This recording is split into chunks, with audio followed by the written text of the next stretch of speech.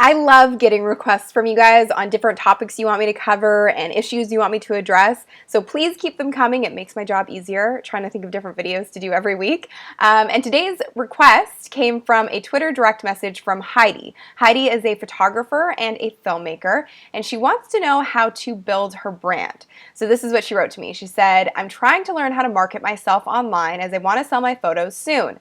Would love any advice. Could you do more videos on how to self-promote, as that's always an interesting exercise?" Yes, the idea of self-promotion is a bit of a weird one, and actually that phrase kind of makes my stomach turn because it gives you the misconception that it's all self-serving. But the reality is you build your brand online and you build a loyal following by adding value to people's lives and adding so much value that they just can't get enough of you. So here are my top 5 elements of successful self-promotion. First and foremost, your credibility is everything. One of my favorite sayings is credibility is like virginity. Once you lose it, you can't get it back. What is the purpose of building your brand? I hear so many people say that they want to blow up and they want to get all these followers and all this stuff, but why?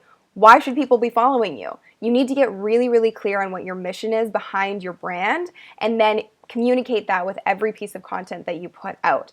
Because a lot of the times, fame is really fleeting and people will get a lot of followers really quickly sometimes, but they're not necessarily going to last if it's based on superficial reasons. When I say credibility, I don't mean you have to be an expert in your niche. You just have to be really honest with where you're at. So be authentic about the fact that you're just starting out in your industry and that you're just starting a YouTube vlog or whatever it is that you're trying to do, because your audience will trust you more if you're honest with them off the bat. So don't try and be anything that you're not. That's the quickest way to kill your credibility because you will eventually get caught in a lie. Another key element in building trust with your audience is through consistency. So this comes through your voice, your tone, punctuation, grammar, spelling. All of those things should be consistent across platforms. The ideal situation is that someone sees a tweet from you or a Facebook post or some sort of online communication and they don't even need to see your name, but they know that it's coming from you because you're being truly authentic. And remember, you're the only you in the world, so you're the only person who talks like you do. So you need to really hone in on your own unique voice and harness that and use it on all of your platforms to make yourself easily identifiable. Consistency also comes through in all of your visuals online. So if you're using graphics or you're making your own graphics or you're on Instagram, try and use consistent filters, cropping, some kind of a theme that's unique to you. Maybe put your Twitter handle or your Instagram handle on your graphics. Whatever it is, just make them look kind of uniform across platforms because that's another way that people can easily identify you. And finally, content is really important when it comes to consistency. So for myself, I put out a new YouTube video every single Tuesday, so you guys know to expect that from me, and that builds trust in our relationship.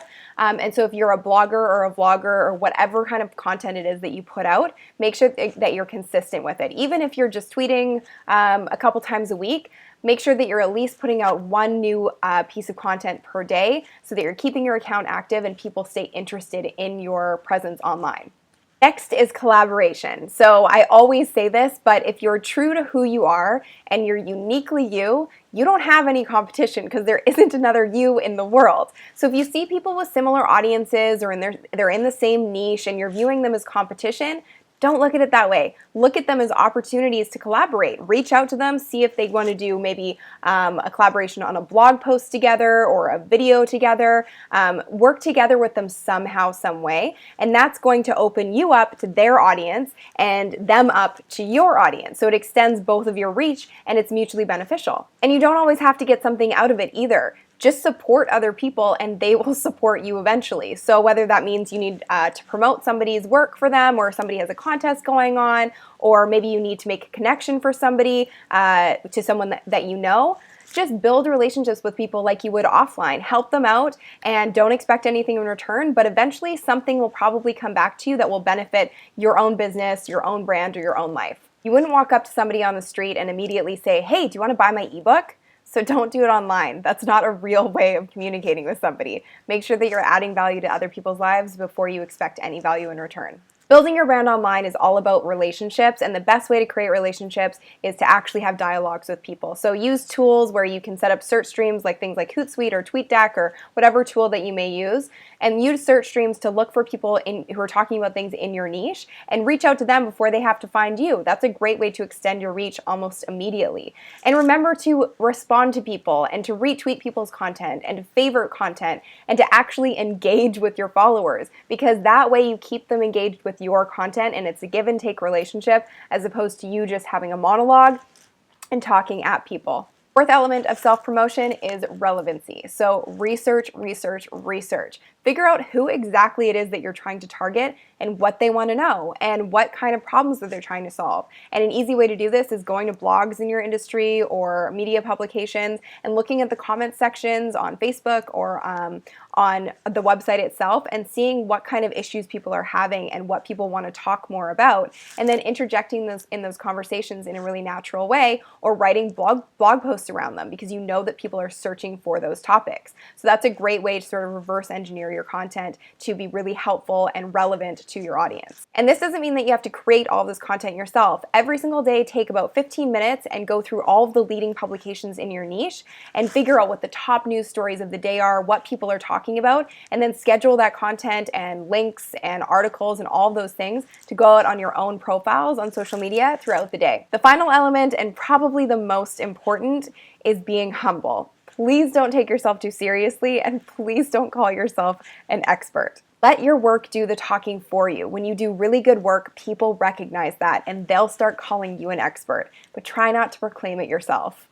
Focus on doing your best work, finding the right audience in your niche, distributing really valuable content, and I promise you, your following will increase. Whether you have a following of 1 or 1 million right now, keep in mind that those followers are real human beings who care about what you're doing and care about your initiatives and your content. So be grateful for that, because the minute that you take that for granted is the minute that you kind of kill your own brand.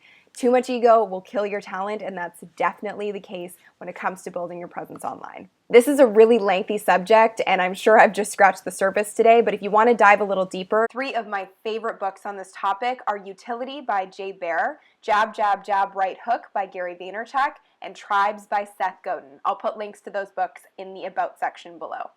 If you found this video helpful, please share it with your friends and hit the like button below.